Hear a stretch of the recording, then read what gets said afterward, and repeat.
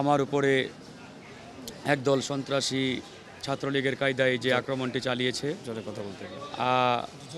সেখানে আমাকে তারা আমন্ত্রিত অতিথি রেখেছিল। আমি সেখানে বক্তব্য দেওয়ার জন্য যাই। তো বক্তব্য দিয়ে আমি যখন বের হব, আমি শহীদ মিনারের সেই সিঁড়িগুলো দিয়ে নিচে নামতেছি।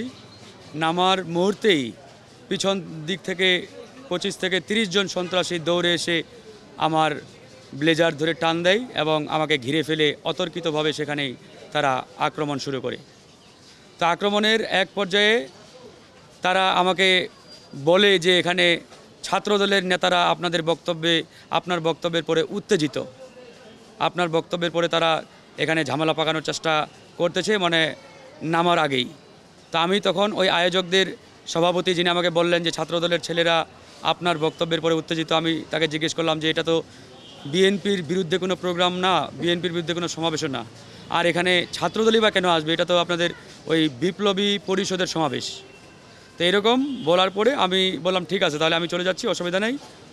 আমি থাকলে যদি আপনাদের প্রোগ্রামে কোনো সমস্যা হয়, আমি সেটা চাই না, আপনারা সমাবেশটি কন্টিনিউ করেন। তো এটা বলে আমি সমাবেশ স্থল ত্যাগ করে আমি নামবো ওই শহীদ মিনারের সিঁড়ি দিয়ে। এই নামতেই তারা পিছন থেকে আমার উপরে অ্যাটাক করে। তো অ্যাটাক করার পরে ওখানে আপনারা সবাই দেখেছেন সেই ভিডিওগুলো।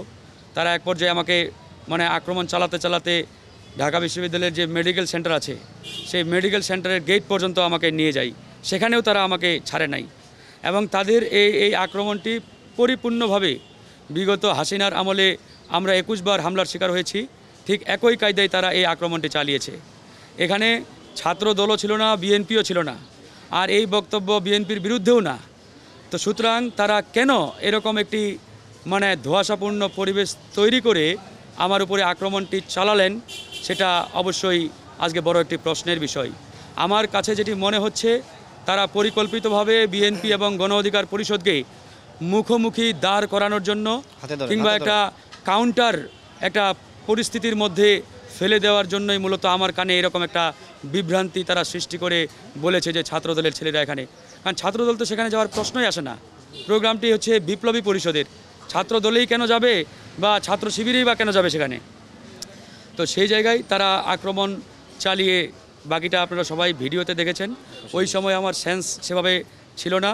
আমার সহযোদ্ধারা এবং উপস্থিত যারা রিক্সা চালকরা ছিলেন, ওনারা আমাকে ওই রিক্সায় তুলে পরে পিজি হাসপাতালে নিয়ে আসে। তো ওই সময় দু একজন সাংবাদিক আমাকে জিজ্ঞেস করে কারা আক্রমণ চালিয়েছে। তো আমার সেন্স কাজ না করাই আমি আসলে ওই সময় বলেছিলাম হয়তোবা ছাত্রদল হতে পারে। তো পরক্ষণে আমি বলেছি যে না, ছাত্রদল তো এখানে আসার প্রশ্নই আসে না, প্রোগ্রামটা আরেকটা দলের। তো যাই এরকম একটা বিভ্রান্তি তারা ইচ্ছাকৃতভাবে তৈরি করছে বিএনপির সাথে আমাদের একটা দূরত্ব তৈরির জন্য, একটা কাউন্টার পরিস্থিতিতে ফেলার জন্য।